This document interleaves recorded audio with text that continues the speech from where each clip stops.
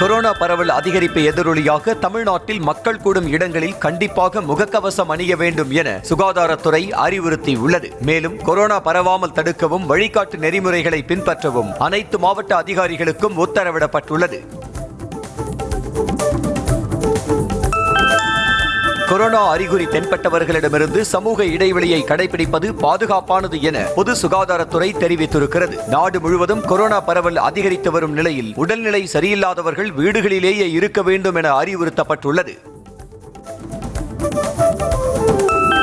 திருக்குறள் ஒரு ஆன்மீக புத்தகம் என்று தமிழ்நாடு ஆளுநர் RN ரவி மீண்டும் சர்ச்சைக்குரிய கருத்தை தெரிவித்துள்ளார். முக்தி பற்றி பேசவில்லை என கோரி சில அரசியல் சிந்தனையாளர்கள் ஆன்மீகத்திலிருந்து திருக்குறளை பிரிக்க பார்ப்பதாக குற்றம் சாட்டிய அவர் சனாதன தர்மத்தின் மிகப்பெரிய துறவி திருவள்ளுவர் என்றும் விளக்கம் கொடுத்துள்ளார்.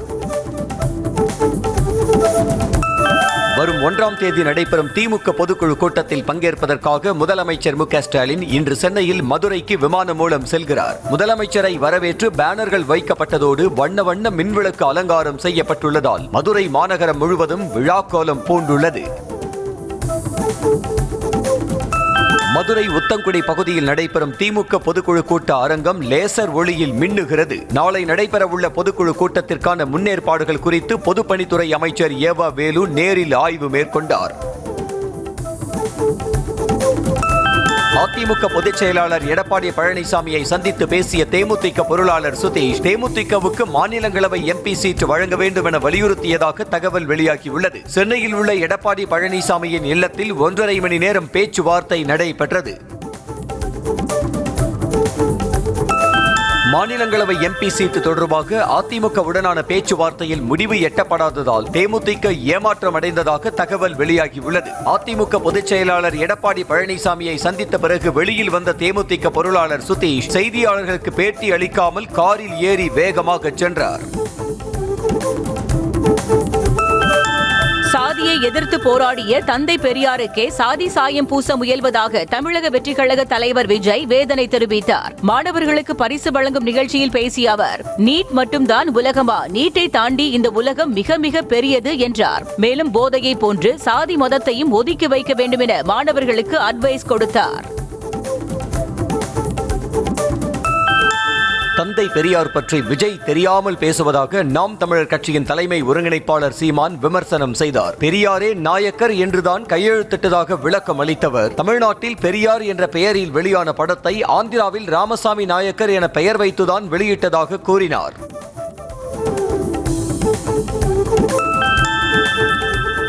மாநிலங்களவையில் தமிழர்களுக்காக தனது குரல் ஒலிக்கும் என நடிகர் கமல்ஹாசன் தெரிவித்தார். சென்னை விமான நிலையத்தில் செய்தியாளர்களிடம் பேசிய அவர் மாநிலங்களவை MP குறித்த கேள்விக்கு பதில் அளித்தார்.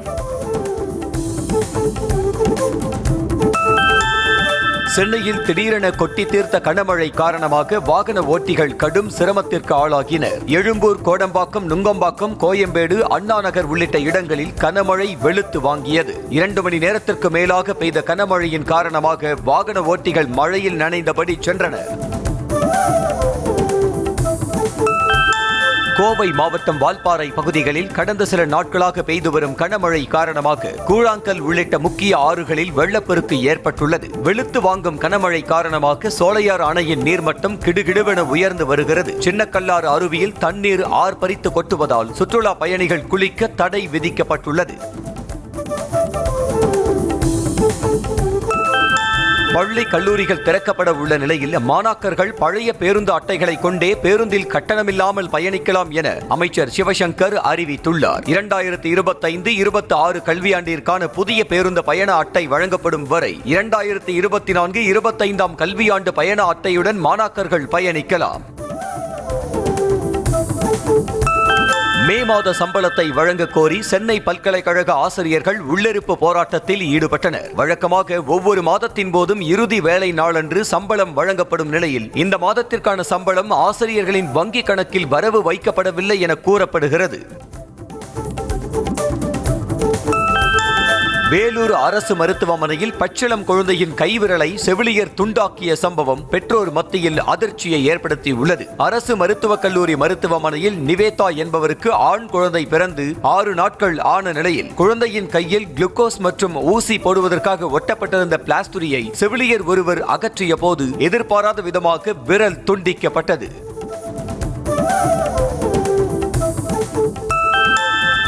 சென்னை அடுத்த பல்லாவரம் ஏரியில் மருத்துவ கழிவுகள் கொட்டிய விவகாரத்தில் தாம்பரம் மாநகராட்சி விதித்த அபராதத்தை செலுத்த மறுப்பது குறித்து பதிலளிக்க மியாட் மற்றும் ஜெம் மருத்துவமனைகளுக்கு தென்மண்டல தேசிய பசுமை தீர்ப்பாயம் உத்தரவிட்டுள்ளது. இவ்விரு மருத்துவமனை நிர்வாகத்திற்கும் தலா 5 லட்சம் ரூபாய் அபராதம் விதிக்கப்பட்டது.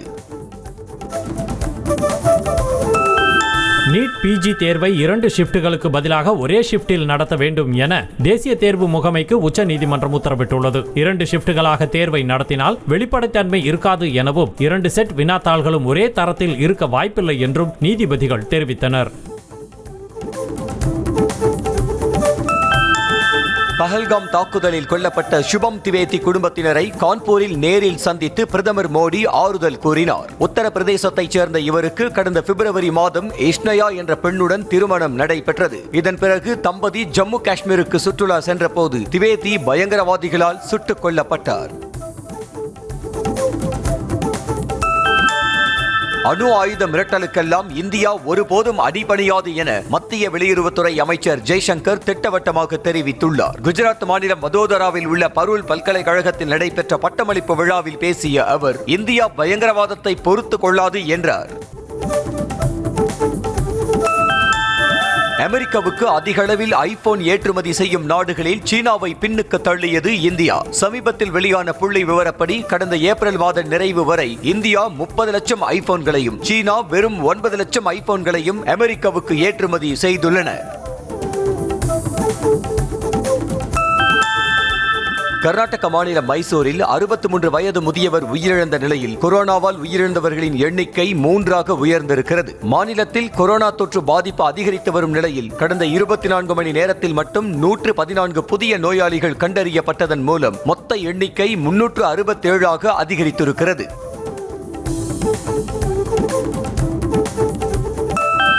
கேரள மாநிலம் கண்ணூர் மாவட்டத்தில் தொடர் கனமழை காரணமாக ஆங்காங்கே மழைநீர் தேங்கியுள்ளது. இம்மாநிலத்தில் தென்மேற்கு பருவமழை தீவிரம் அடைந்திருக்கும் நிலையில் பல்வேறு இடங்களில் தொடர் கனமழை பெய்து வருகிறது. வீடுகள், சாலைகளை மழை வெள்ளம் சூழ்ந்துள்ளதால் மக்களின் இயல்பு வாழ்க்கை வெகுவாக பாதிக்கப்பட்டுள்ளது.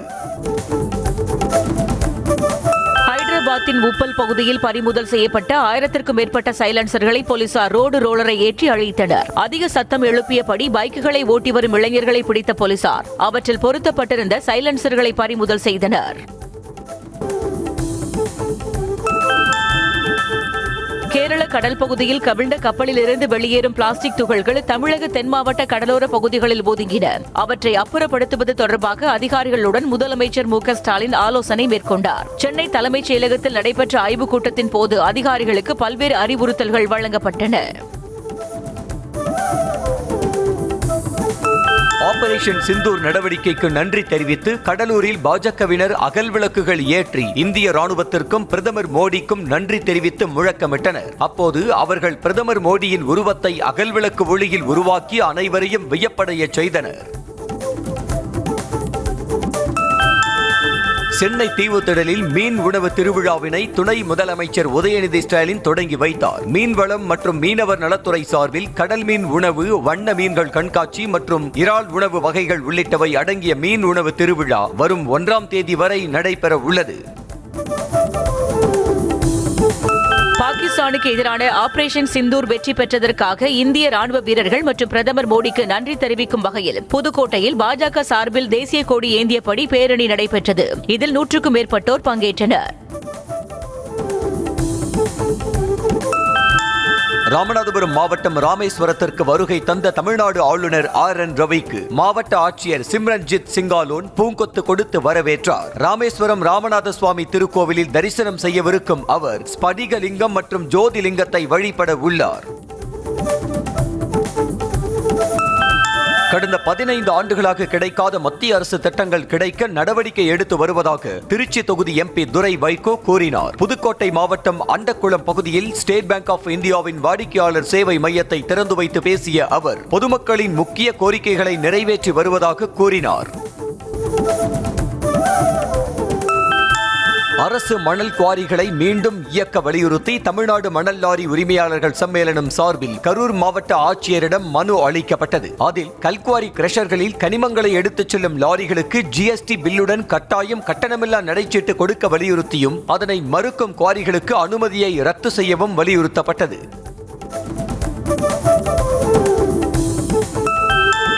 பெரம்பலூர் மாவட்டம் வேப்பந்தட்டை அருகே 2 இருசக்கர வாகனங்கள் நேருக்கு நேர் மோதி கொண்டதில் பெண் உட்பட 2 உயிரிழந்தனர். மேட்டுப்பாளையம் கிராமத்தைச் சேர்ந்த 57 வயதான ஐயாசாமி வந்த பைக்கும் அதே கிராமத்தைச் சேர்ந்த 45 வயதான மஞ்சுளா தனது மகனுடன் வந்த பைக்கும் மோதி கொண்டதில் 2 பலியானார்கள். அதில் மஞ்சுளாவின் மகன் அதியமான் படுகாயமடைந்தார்.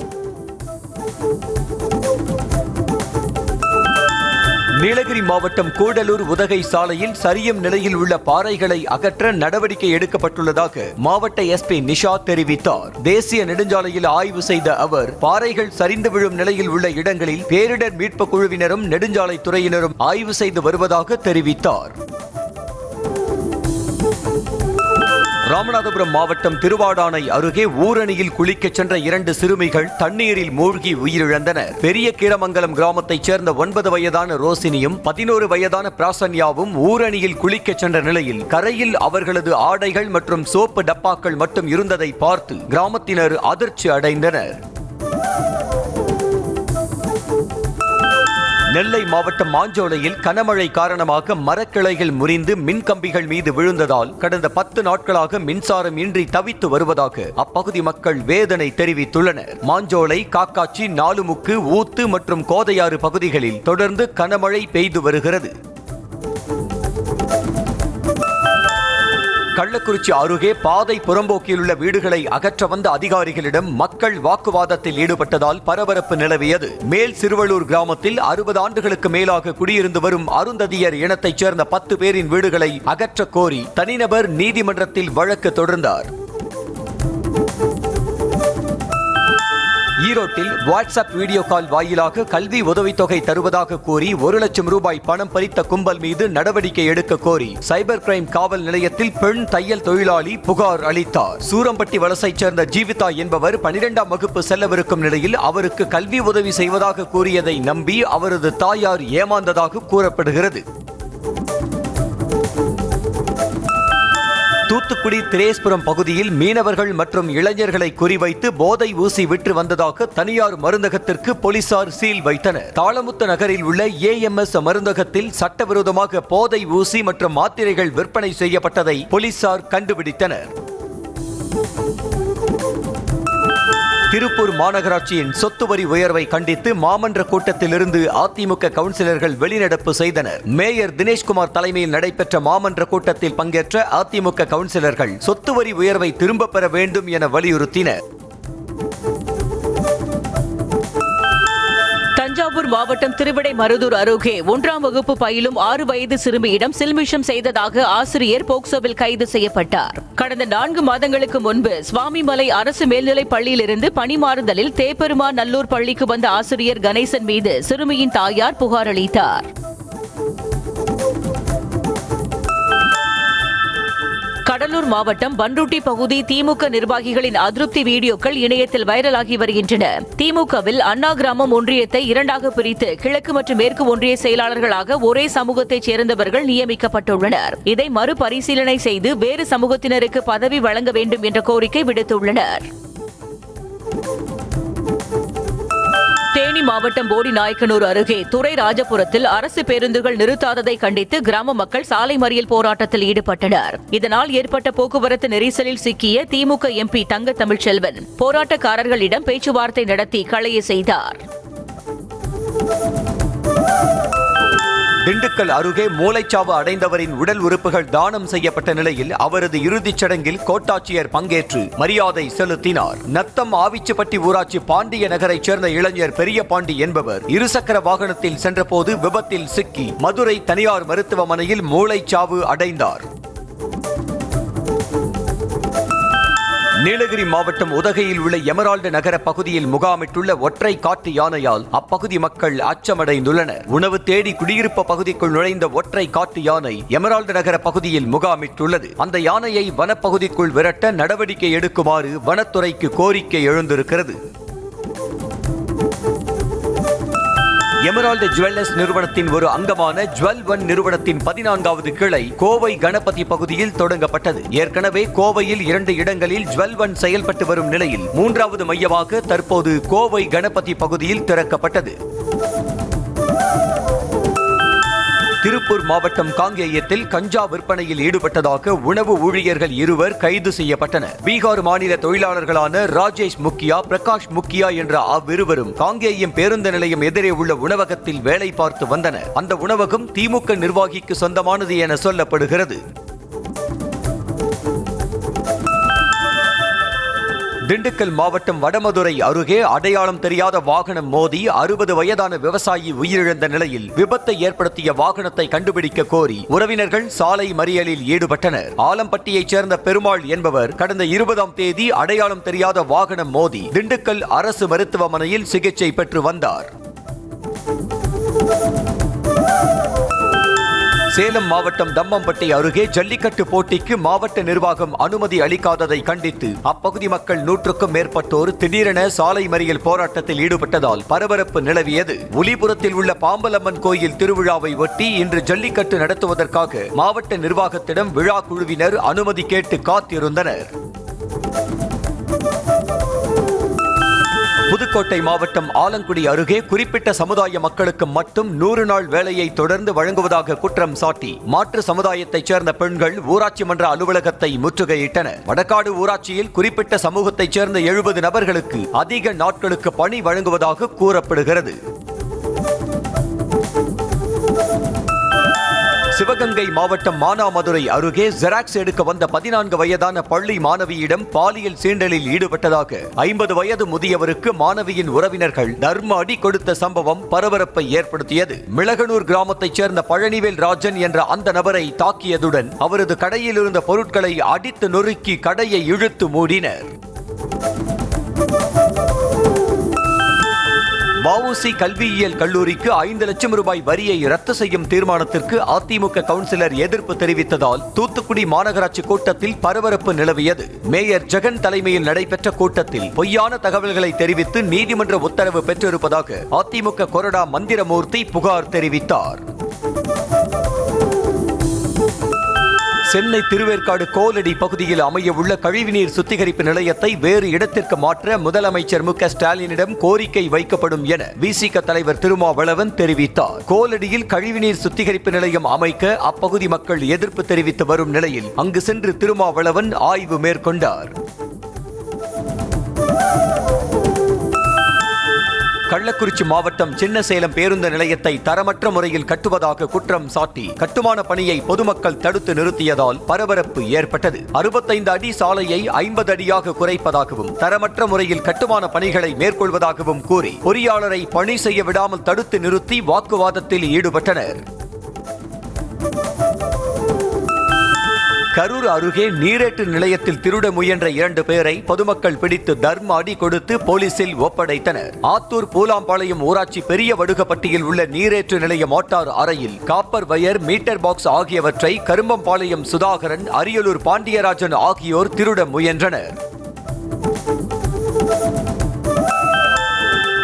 நாகை அருகே கீராந்தியத்தில் முகம் சிதைந்த நிலையில் கிடந்த புத்தர் சிலையை வருவாய்த்துறையினர் எடுத்துச் செல்ல அப்பகுதி மக்கள் எதிர்ப்பு தெரிவித்ததால் பரபரப்பு ஏற்பட்டது. கருவேல மரங்கள் நிறைந்த பகுதியில் பராமரிப்பில்லாமல் புத்தர் சிலை கிடப்பதாக ஆட்சியருக்கு தகவல் கிடைத்ததை தொடர்ந்து அதனை அருங்காட்சியகத்திற்கு எடுத்துச் செல்ல அதிகாரிகளுக்கு உத்தரவிடப்பட்டது. தேனி மாவட்டம் கூடலூர் அருகே மானை வேட்டையாடிவிட்டு தலைமறைவாக இருந்த நபரை வனத்துறையினர் கைது செய்தனர். கம்பம் அருகே பெருமாள் கோவில் மேட்டுச்சுரங்கனார் காப்புக்காடு பகுதி பட்டா நிலத்தில் கடமானை வேட்டையாடிய கூடலூரைச் சேர்ந்த ராகவன் என்பவர் வனத்துறையினர் வருவதை அறிந்து 2 வீலரை அங்கேயே போட்டுவிட்டு தப்பி ஓடினார். தென்காசி மாவட்டம் கடையநல்லூர் அருகே எந்நேரமும் இடிந்து விழும் நிலையில் உள்ள நூலக கட்டடத்தால் குடியிருப்பு வாசிகள் அச்சத்தில் உள்ளனர். அருணாச்சலபுரத்தில் உள்ள பழமையான நூலக கட்டடம் மிகவும் பழுதடைந்து ஆங்காங்கே கான்கிரீட்கள் பெயர்ந்து கம்பிகள் வெளியே தெரிகின்றன. இதனால் நூலகத்திற்கு செல்வதையே பொதுமக்கள் தவிர்த்து வருகின்றனர். திண்டுக்கல்லில் 17 வயது சிறுமியை காதலித்து ஆசை வார்த்தை கூறி அழைத்துச் சென்று திருமணம் செய்து பாலியல் வன்கொடுமை செய்த இளைஞருக்கு மாவட்ட சிறப்பு நீதிமன்றம் 5 ஆண்டு சிறை தண்டனையும் 1,60,000 ரூபாய் அபராதமும் விதித்து தீர்ப்பளித்தது. சித்தையான் கோட்டையைச் சேர்ந்த நரசிம்மன் என்பவர் 17 வயது சிறுமியை ஏமாற்றி திருமணம் செய்து பாலியல் வன்கொடுமை செய்ததாக கைது செய்யப்பட்டார். திண்டுக்கல் அருகே சாதி மோதலை தூண்டிவிடும் கும்பல் மீது நடவடிக்கை எடுக்க கோரி மாவட்ட ஆட்சியரிடம் பொதுமக்கள் மனு அளித்தனர். கள்ளிமந்தயம் பகுதியில் பட்டியலின மக்களுக்கும் இதர சமூகத்தினருக்கும் இடையே சாதி மோதலை தூண்டும் வகையில் ஒரு கும்பல் கண்டன போஸ்டர்களை ஒட்டியும் இணையத்தில் அவதூறு பரப்பியும் வருவதாக தெரிவித்தனர். தேசிய புளோரன்ஸ் நைட்டிங்கேல் விருது பெற்றவர்களை அழைத்து இந்திய பயிற்சி பெற்ற செவிலியர் சங்கம் பாராட்டு விழா நடத்தி கௌரவித்தது. தமிழகத்தின் ஸ்ரீவில்லிபுத்தூர் அரசு மருத்துவமனை செவிலியர் அலமேலு மங்கையர்கரசி, புதுச்சேரி NPCB பிரிவில் பணியாற்றும் பொது சுகாதார செவிலியர் அதிகாரி LS மணிமொழி உட்பட மொத்தம் 15 பேருக்கு இந்த விருது வழங்கப்பட்டுள்ளது.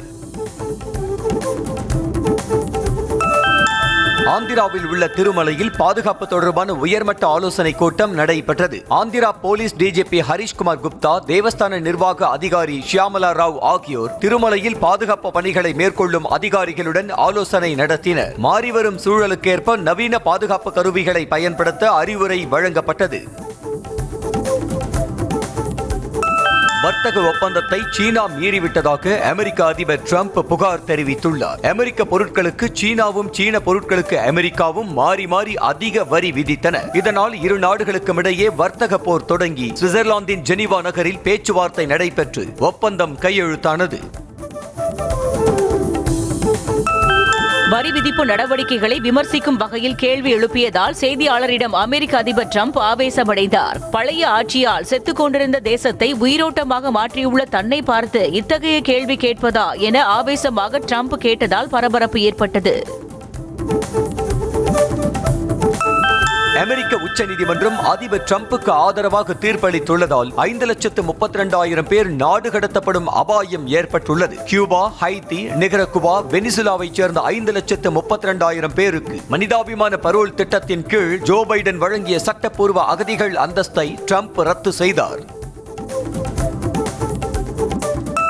ரஷ்யாவுடன் மீண்டும் பேச்சுவார்த்தை நடத்த தயாராக உள்ளதாக உக்ரைன் அதிபர் ஜெலன்ஸ்கி தெரிவித்துள்ளார். இரு நாடுகளுக்கும் இடையே துருக்கியில் நடைபெற்ற முதற்கட்ட நேரடி அமைதி பேச்சுவார்த்தை முக்கிய முடிவுகள் எதுவும் எட்டப்படாமல் முடிவுக்கு வந்தது. இந்த சூழலில் 2வது கட்ட பேச்சுவார்த்தைக்கு ரஷ்யா பரிந்துரைத்திருக்கிறது. மத்திய நைஜீரியாவில் கனமழையால் ஏற்பட்ட வெள்ளப்பெருக்கு காரணமாக 100க்கும் மேற்பட்டோர் உயிரிழந்தனர். நைஜர் மாகாணம் மக்வா நகரில் பெய்த கனமழை காரணமாக ஆற்றில் வெள்ளப்பெருக்கு ஏற்பட்டு நகரின் பல்வேறு பகுதிகளை வெள்ளம் சூழ்ந்தது. இதில் பல வீடுகள் மூழ்கியதோடு வெள்ளத்தில் பலரும் அடித்துச் செல்லப்பட்டனர். காசாவுக்கு நிவாரணப் பொருட்கள் கொண்டு செல்லும் டிரக்குகளை இஸ்ரேலிய போராட்டக்காரர்கள் வழிமறித்து வாக்குவாதம் செய்யும் வீடியோ வெளியாகியுள்ளது. ஐநா மற்றும் செஞ்சிலுவை சங்கம் சார்பில் காசா மக்களுக்கு மனிதாபிமான உதவிகள் அனுப்பி வைக்கப்பட்ட நிலையில் கெரேம் ஷாலோம் எல்லையில் இஸ்ரேலிய போராட்டக்காரர்கள் வழிமறித்தனர். பூமியிலிருந்து நெப்டியூனை விட 3 மடங்கு தொலைவில் உள்ள சிறிய கிரகத்தை அமெரிக்க விஞ்ஞானிகள் கண்டுபிடித்துள்ளனர். அந்த கிரகத்திற்கு பிளானட் 9 என பெயர் சூட்டப்பட்டுள்ளது. இந்த கிரகம் சுமார் 700 கிலோமீட்டர் அகலம் கொண்டது எனவும் புளூட்டோவை விட 3 மடங்கு சிறியதாக உள்ளதாகவும் தெரிவிக்கப்பட்டுள்ளது.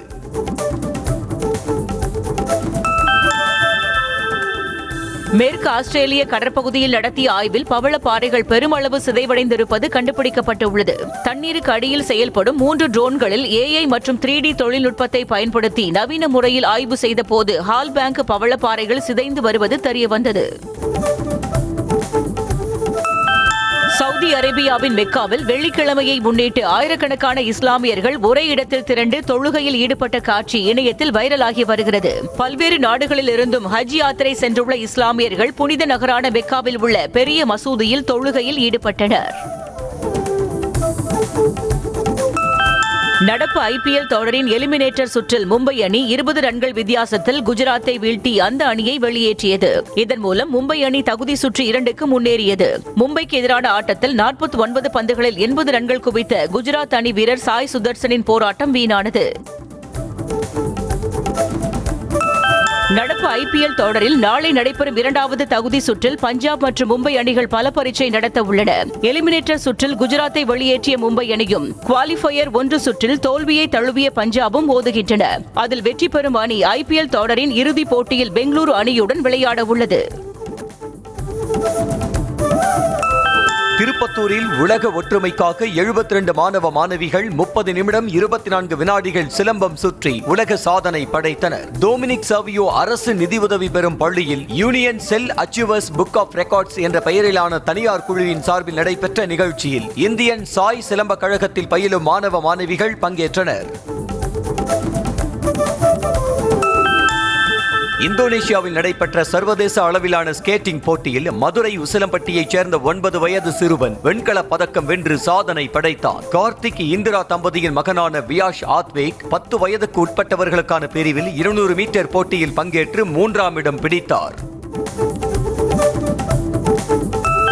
சென்னை அயனாவரம் நாடார் உறவின்முறை சங்கத்தின் 75ஆம் ஆண்டு பவள விழாவை முன்னிட்டு 75 நிமிடங்கள் இடைவிடாமல் சிலம்பம் சுற்றியும் கராத்தே விளையாடியும் உலக சாதனை படைக்கும் நிகழ்ச்சி நடைபெற்றது. அதில் பள்ளி மாணவ மாணவிகள் சுமார் 500க்கும் மேற்பட்டோர் கலந்து கொண்டு திறமைகளை வெளிப்படுத்தினர்.